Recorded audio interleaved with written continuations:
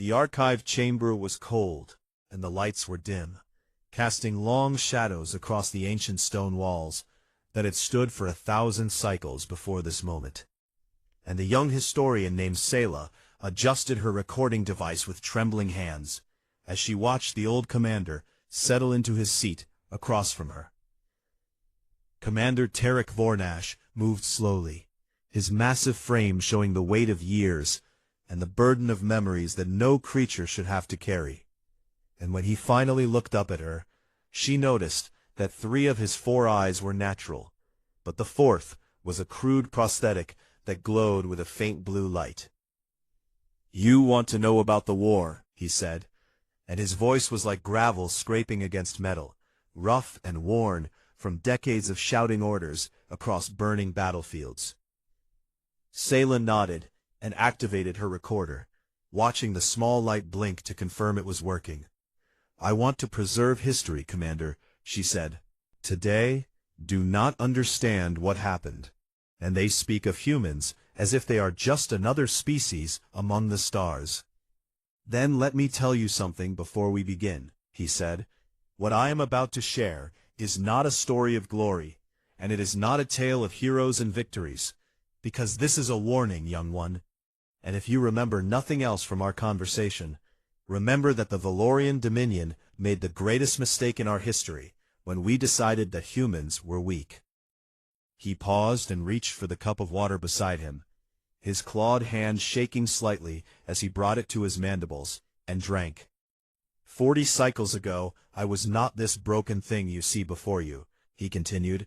"I was commander of the 3rd Fleet, young and proud and absolutely certain that the universe belonged to us, because the Dominion had conquered 200 species by then, and we had never known true defeat."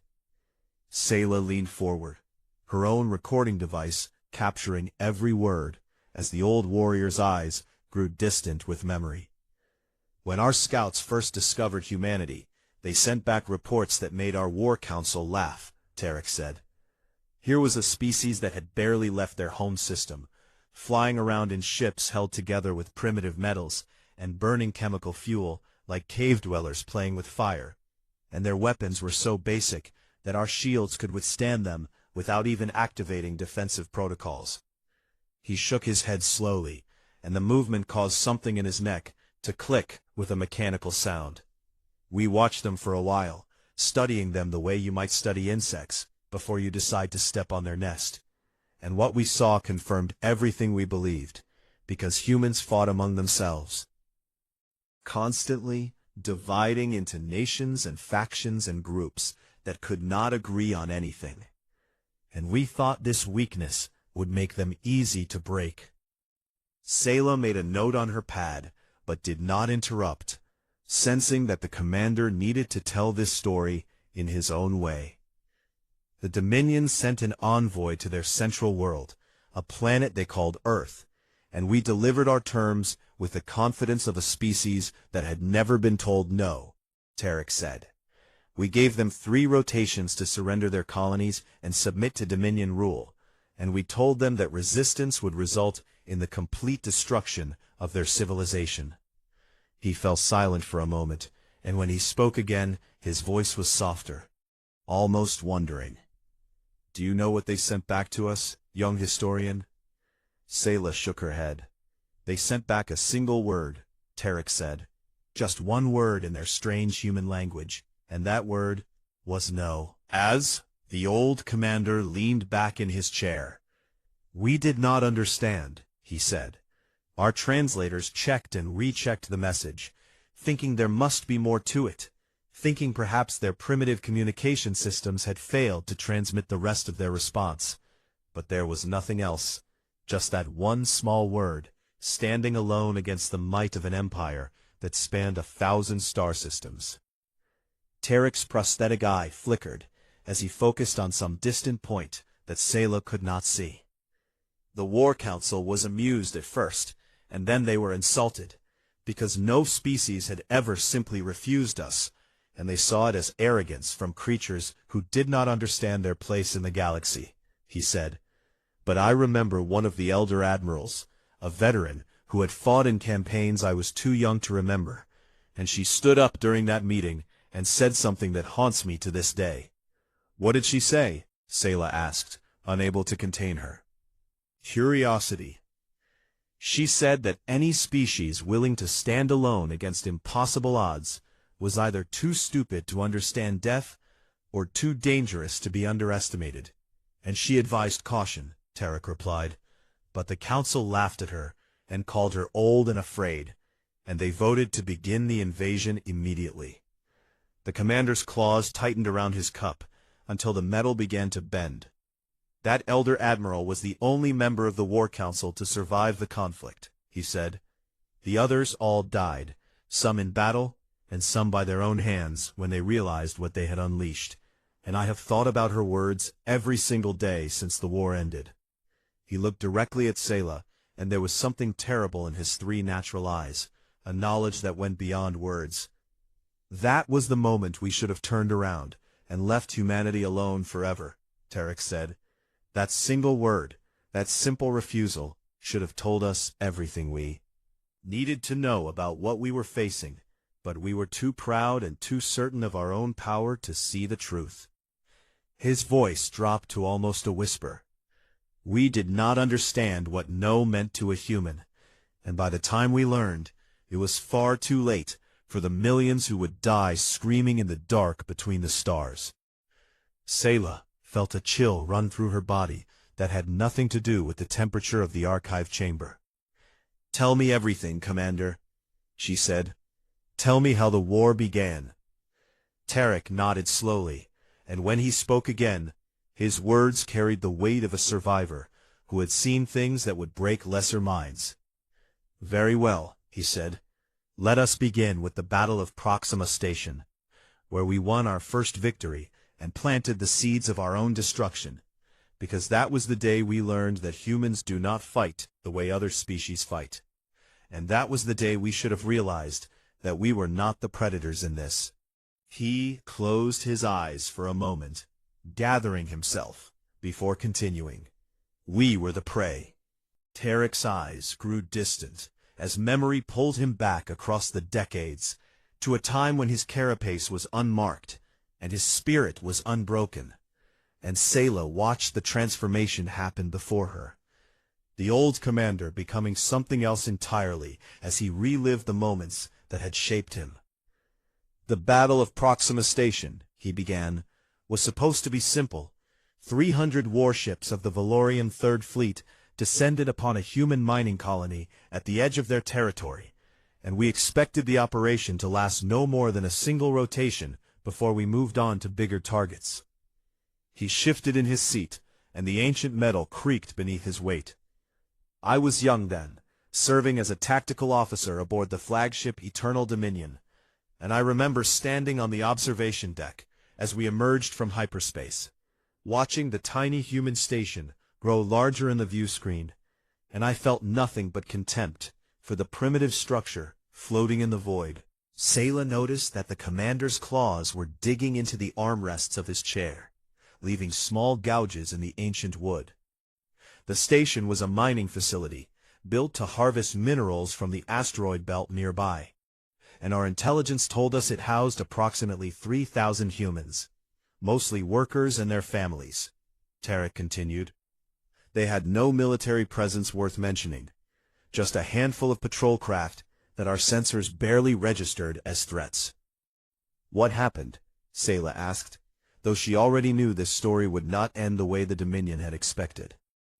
We broadcast our demands as we approached, ordering immediate surrender and the peaceful transfer of all humans to detention vessels for processing, Tarek said. Standard protocol for a subjugation operation. And we had done it 200 times before with other species, so we knew exactly how it would go. He made that grinding sound again, laughter, or could have been something else entirely. The station commander was a human female named Sarah Chen, and when her face appeared on our communication screens, I remember being struck by how small she looked, how fragile compared to our warriors, he said. She listened to our demands without expression, and when we finished speaking, She simply cut the transmission without saying a single word. Tarek leaned forward, and the dim light caught the scars on his face in a way that made them look fresh. We thought it was a technical malfunction at first, but then our sensors detected movement, and we watched in confusion as the handful of human patrol craft began moving toward our fleet, not running away as we expected, but coming directly at us with their weapons charging. "They attacked a fleet of 300 warships?" Sayla asked, unable to hide her disbelief. "5 patrol craft against 300 warships," Tarek confirmed. "And yes, we laughed. Every officer on that bridge laughed at the absurdity of it, and our admiral ordered our fighters to destroy them quickly so we could proceed with the subjugation." His voice dropped lower as he continued. "The first patrol craft went down within seconds, our fighters tearing it apart with ease. But the pilot had done something we did not expect, because instead of ejecting or trying to evade, she had aimed her dying ship directly at one of our cruisers and activated her engines at full power." Tarek's hands were shaking now, and Sayla wondered if it was from age or from the memory. The impact destroyed the cruiser completely, killing over 2,000 Valorian warriors in an instant, and before we could process what had happened, the second patrol craft did the same thing, and then the third, he said.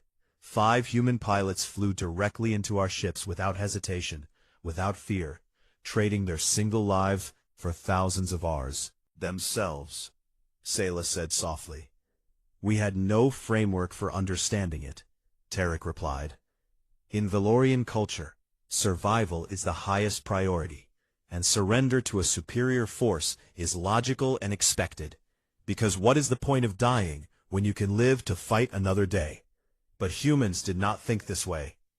He stood slowly and walked to the small window that looked out over the city below, his reflection ghost-like in the ancient glass. "The station was not finished with us," he continued. "While we were still reeling from the suicide attacks, we detected energy signatures from the mining platform itself, and we realized that they had retrofitted their industrial mining lasers into weapons, crude and inefficient, but powerful enough to damage our shields." "They fought with mining equipment?" Sayla asked. "They fought with everything they had," Tarek said.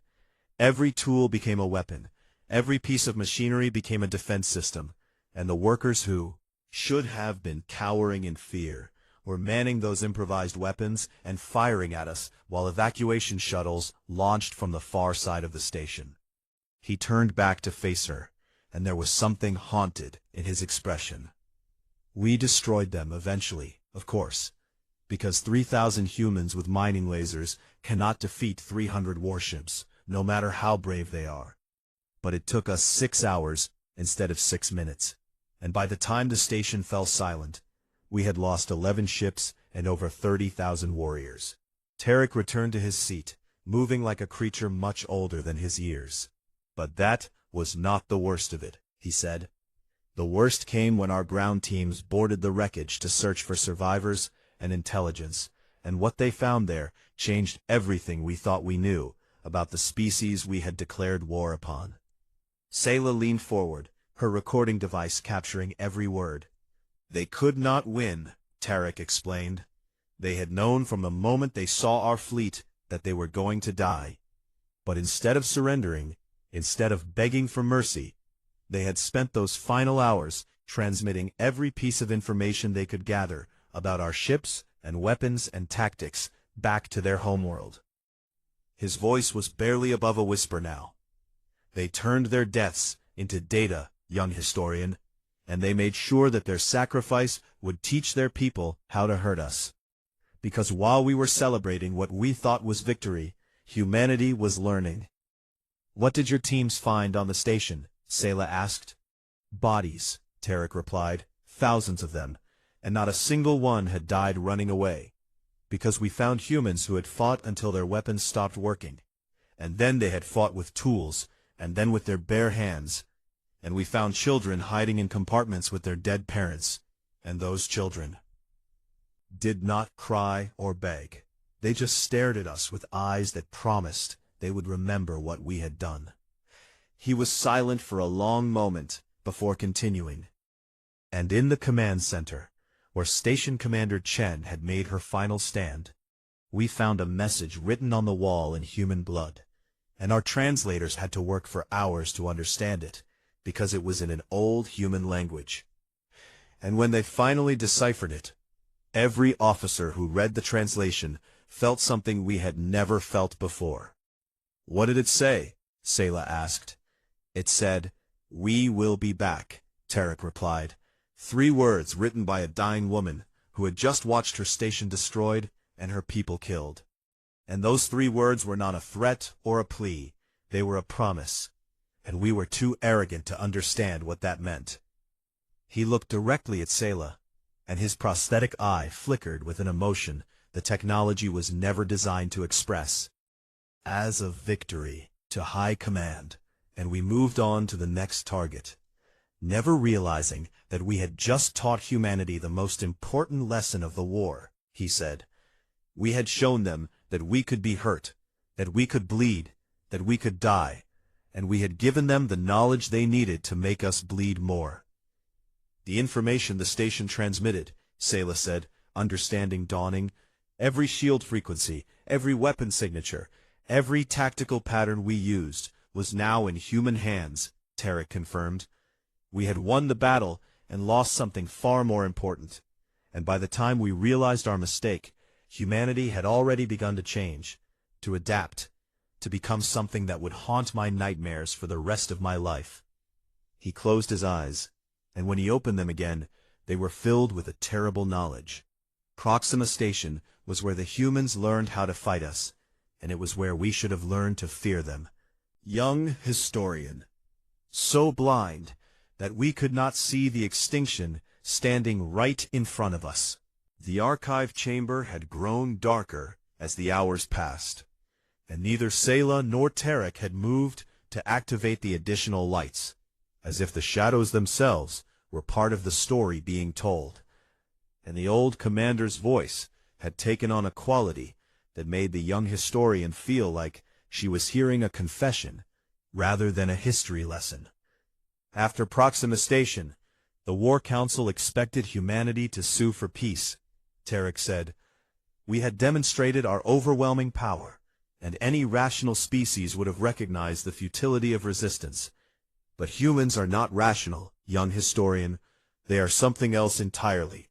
Something that our databases and our philosophers and our strategists could never properly define. He reached for his water again, but his cup was empty, and he set it down with a hollow sound. The first cycle of the war went as we expected, he continued. We conquered colony after colony, pushing deeper into human space with minimal resistance, and our casualty reports were acceptable, and our admirals were confident, and everyone believed that total victory was only a matter of time. But something changed, Sayla said. Everything changed, Tarek replied. By the 3rd cycle, the weapons that had torn through human defenses with ease were suddenly ineffective, because they had studied the technology we used against them. And they had not just copied it, they had improved it, in ways that should have been impossible for such a young species. His claws tapped against the armrest, in a rhythm that seemed unconscious. Our shields were designed to withstand plasma weapons operating at specific frequencies, and for 1,000 years those shields had protected us from every enemy we faced. But human scientists found the gaps in our defenses within months, and their new weapons punched through our shields like they were made of paper. How is that possible? Sayla asked. Centuries of technological advancement. That is the question we asked ourselves every day as the war progressed, Tarek said. And the answer we eventually found was terrifying. Because humans do not develop technology the way other species do. They do not build carefully and methodically over generations. They throw themselves at problems with a desperation that borders on madness, and they accept failure after failure until something works. He stood again, too agitated to remain seated, and began pacing the small chamber. I remember a briefing from our intelligence division where they showed us a human research facility they had captured, he said. The scientists there had been working on a new propulsion system, and the records showed that they had tested over 300 prototypes, and 280 of those prototypes had exploded, killing researchers and destroying equipment. But they just kept going, building new prototypes and dying in new explosions until they finally succeeded. They accepted those losses? Sayla asked. They did not just accept them, they expected them, Tarek replied. There is a human saying that our translators struggled to make sense of, something about standing on the shoulders of giants, and it means that every human who dies in pursuit of knowledge becomes a foundation for those who come after. And they consider this not a tragedy, but an honor. He stopped by the window again, staring out at nothing. But the technology was only part of what made them dangerous, he continued. It was their soldiers that truly terrified us, because Valorian warriors are bred for combat, engineered over generations to be the perfect fighting force. But human soldiers are something different, something worse. Worse how? Sayla asked. Our warriors fight because it is their purpose, their genetic destiny, and when they face overwhelming odds, they retreat and regroup. Is the logical choice, Tarek explained, but human soldiers fight because they choose to, and that choice gives them a power that no amount of genetic engineering can match. He turned to face her, and his scars seemed deeper in the dim light. I watched a human soldier take a plasma bolt to the chest that should have killed him instantly, and instead of falling, he kept moving forward, kept firing his weapon, kept fighting for another 30 seconds before his body finally gave out, he said. Our medics examined his corpse afterward and found that his organs had been destroyed by the impact, that he should have died the moment the bolt hit him. But something had kept him going, something beyond biology. What was it? Sayla asked. Spite, Tarek replied. Humans have this concept that we had no word for in our language, this idea of hurting yourself, specifically because it will hurt your enemy more. And our linguists had to create a new term just to describe it. Because no other species in our records had ever exhibited such behavior. He returned to his seat, moving like every step cost him something precious. I remember a campaign on a world called New Helsinki, where we had cornered a human resistance group in an underground bunker complex, he said. They were outnumbered and outgunned, and their supplies were running out, and we offered them surrender terms that were actually quite generous, but they refused. What happened? Sayla asked. They fought for 47 rotations, Tarek replied. When their ammunition ran out, they made bombs from mining chemicals, and when those ran out, they set traps using sharpened metal and wire.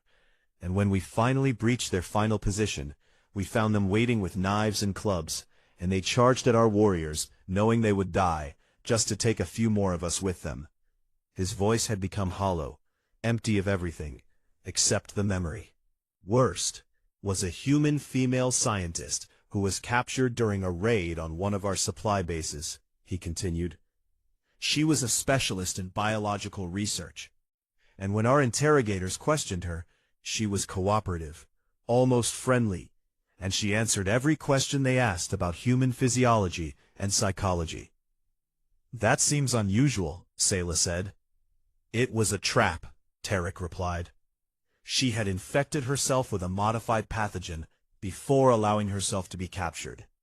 A disease designed specifically to target Valorian biology, and she knew that our standard decontamination procedures would not detect it, because she had helped design those procedures based on information from captured Dominion databases. He fell silent for a moment, and when he spoke again, his voice was barely audible. She sat in that interrogation room, smiling and chatting with her captors, while the pathogen multiplied inside her body and spread through the air. And by the time we realized what was happening, the entire command base was infected, and 15,000 Valorian officers and staff died, screaming, as their own immune systems tore them apart. She killed herself to destroy one base? Sayla asked. She killed herself to destroy the entire Western command structure, Tarek corrected.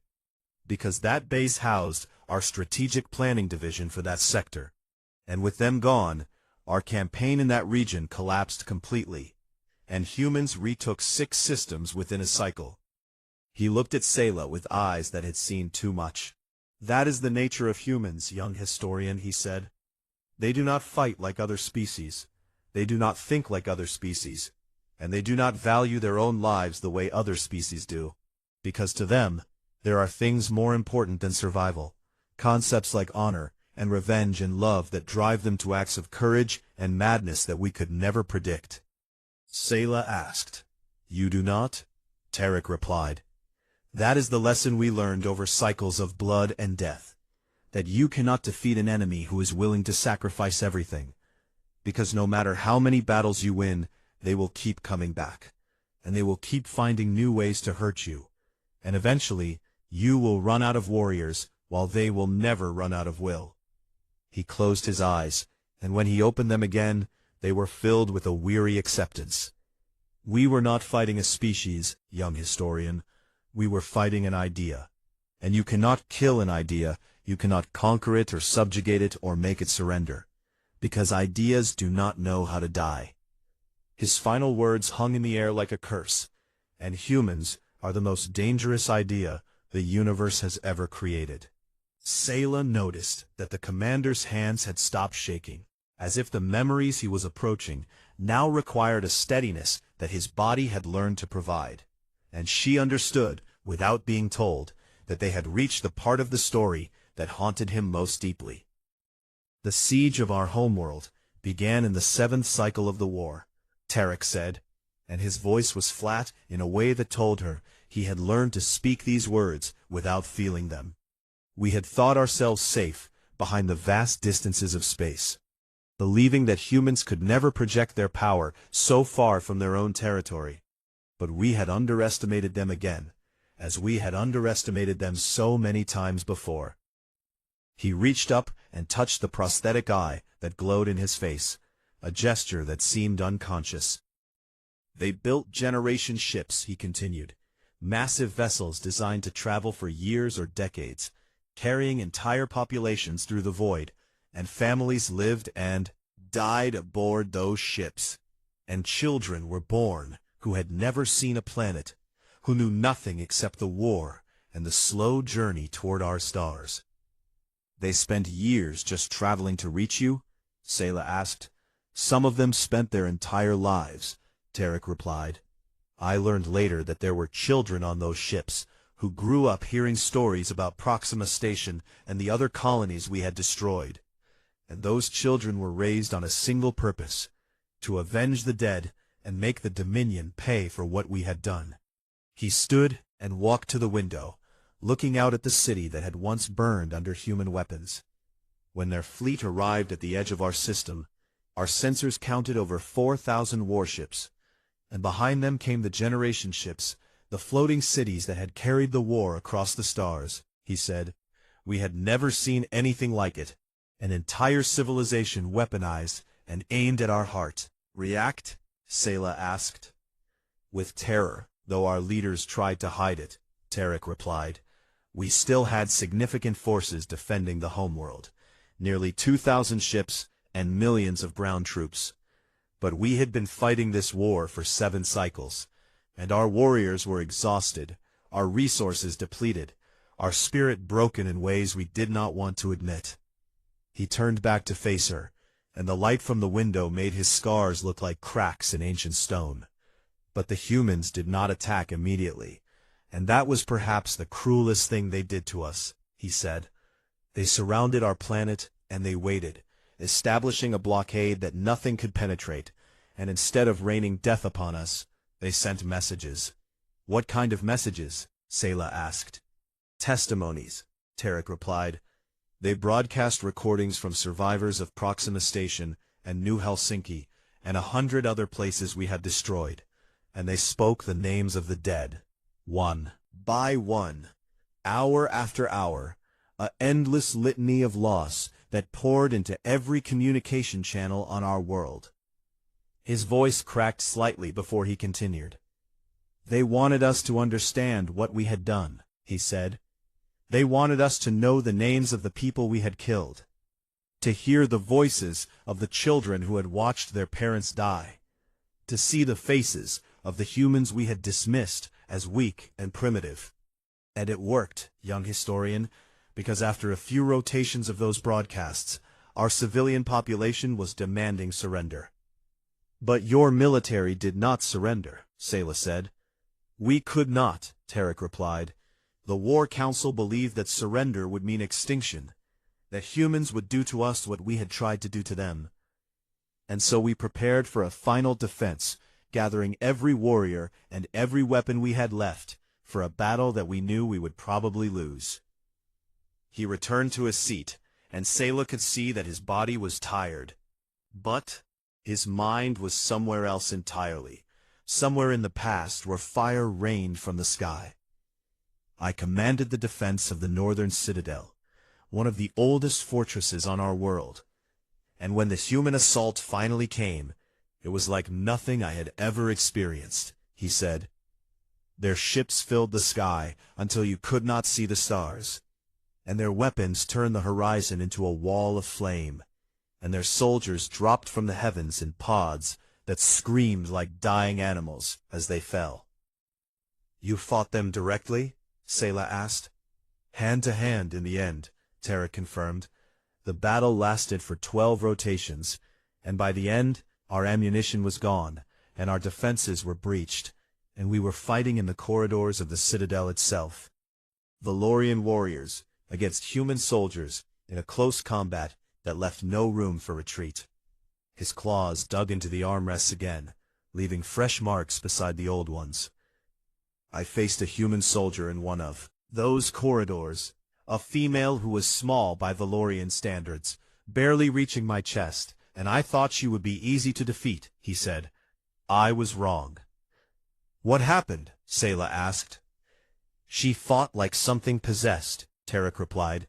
"I was bigger and stronger and had been bred for combat, but she did not care, and when I shattered her arm with a strike that should have ended the fight, she just kept coming, and she broke my mandible with her head, slamming her skull into my face with a force that I still feel on cold nights." He touched his face where the old injury had healed crookedly. "I managed to pin her down eventually, and I asked her, through the pain, why she would not stop, why she kept fighting when she must have known she could not win," he said. "And she smiled at me, young historian. She showed me her teeth in that human expression of happiness, and she said words that I will never forget." "What did she say?" Sayla asked. "Because you started this, and we are going to finish it," Tarek replied. "And then her reinforcements arrived, and I was captured, and the citadel fell, and the war was over." He was silent for a long moment, and when he spoke again, his voice was very quiet.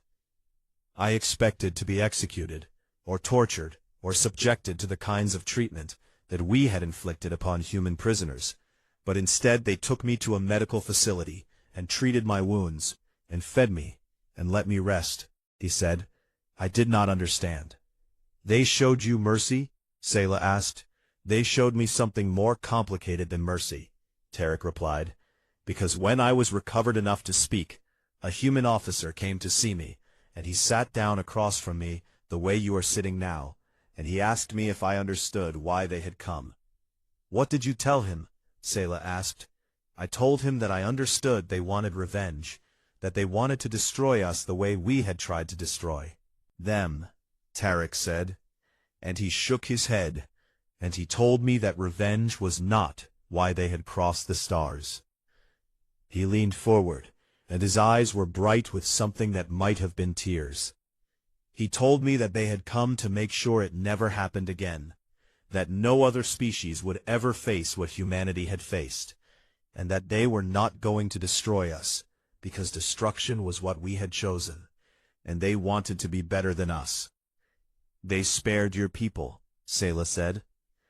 "They did more than spare us," Tarek replied. "They demanded surrender, and reparations, and guarantees of peace. But they did not exterminate us, did not enslave us, did not take from us the things that made us who we are. Because they said that revenge would only create more war, and they were tired of war. He sat back, and for the first time since the interview began, he looked almost peaceful. That was when I finally understood what we had been fighting. Not a species of monsters or demons, or mindless killing machines, but people who had every reason to hate us, and chose something else instead. What did they choose? Sayla asked. They chose to remember, Tarek replied, to carry their dead with them, not as fuel for hatred, but as a reminder of what war costs. And they chose to build something from the ashes of what we had destroyed, something that would last longer than any empire built on conquest. He looked at Sayla, and his expression was unlike anything she had seen on a Valorian face before. They chose hope, young historian, and that was the most terrifying thing of all. The archive chamber had grown completely dark, except for the soft glow of Sayla's recording device and the faint blue light from Tarek's prosthetic eye. And neither of them moved to turn on the lights, because it seemed fitting somehow that this story should end in shadow. What do you want future generations to learn from what you have told me? Sayla asked, and her voice was soft after hours of listening. Tarek did not answer immediately, and the silence stretched between them like the void between stars. I've lived among humans for the past 30 cycles, he finally said, on a border colony where Valorians and humans live side by side, trying to build something new from the ruins of what we destroyed. Sayla's eyes widened in surprise, and she leaned forward. The people there know who I am, Tarek continued. They know what I did during the war, the battles I fought, the humans I killed, the orders I gave that resulted in deaths beyond counting. Some of them lost family at Proxima Station, lost parents and children and friends to the weapons I commanded. How do they treat you? Sayla asked. They invited me to their meals, Tarek replied, and there was wonder in his voice even after all these years. They asked me to join their celebrations and their mourning rituals, and their children call me neighbor, and their elders share stories with me over drinks that taste terrible but warm something inside that I thought had died forever. He stood slowly and walked to stand before Sayla, his massive form looming over her small figure. That is what I want future generations to understand, he said. Humans are not the strongest species in the galaxy, and they are not the smartest, and they are certainly not the most advanced. But they possess something that no Valorian database can quantify, no philosopher can explain, and no warrior can defeat. What is it? Sayla asked. They call it many things. Tarek replied. Love and forgiveness and hope and faith. Words that our translators struggle to render into our language because we have no true equivalents. But the closest I can come to explaining it is this. Humans have the ability to see beyond what is and imagine what could be, and then they have the stubbornness to make it real. He began to pace again, but this time his movements were not agitated. They were thoughtful. During the war, that quality made them terrifying enemies, because they could look at impossible odds and see victory, could face certain death and find meaning, could suffer loss after loss and still believe that tomorrow would be better, he said. But after the war, that same quality made them something else entirely. What? Sayla asked. Builders, Tarek replied.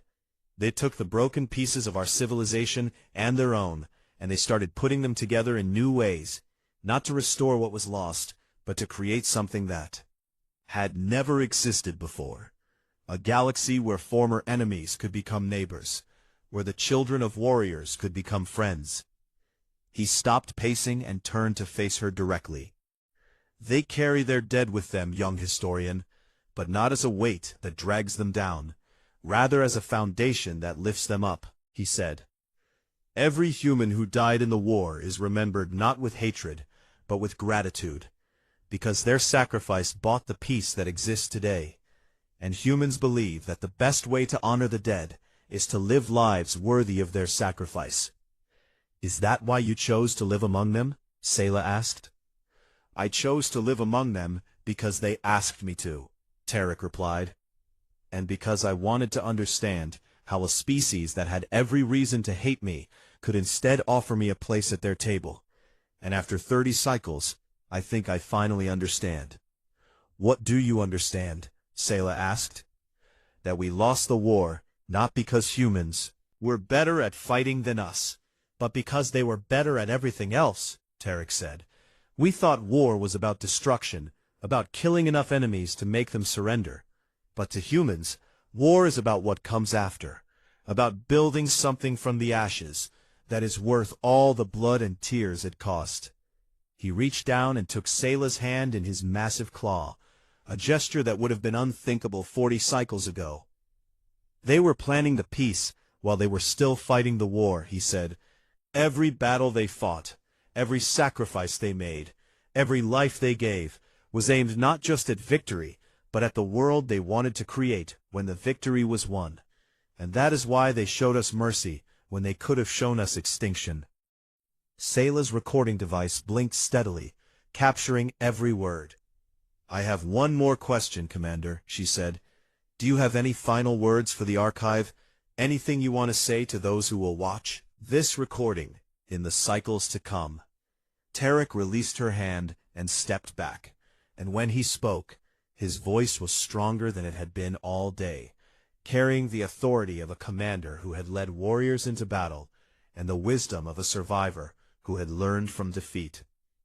If you are watching this, and you are considering war with humanity, then hear me now and believe what I say, he began.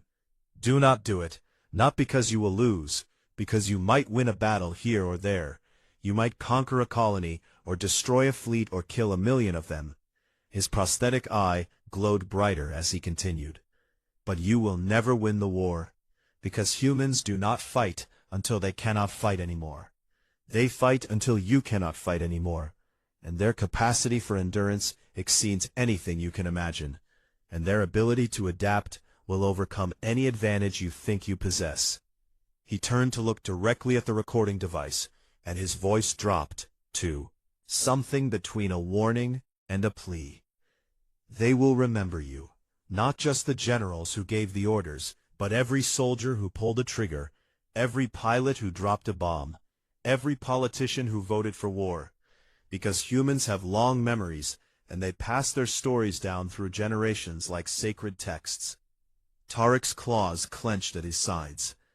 And when they come for you, and they will come, they will not stop until justice is done. Not their justice or your justice, but a justice that serves the future rather than avenges the past. And you will find that their mercy is harder to bear than their wrath, because their mercy requires you to change, to grow, to become something better than you were. He paused, gathering himself for his final words. I was Commander Tarek Vornash of the Valorian Third Fleet, and I fought against humanity with everything I had, and I lost, and I have spent the rest of my life grateful for that defeat. Humans taught me what winning never could. His voice softened, and the old warrior seemed to shrink somehow, becoming not smaller, but more human in his own way. They taught me that strength is not measured in ships or weapons or conquered territories, but in the courage to extend a hand to an enemy and say, let us build something together. And they taught me that the true measure of a species is not how well they fight, but how well they forgive. He reached up and touched his prosthetic eye one final time.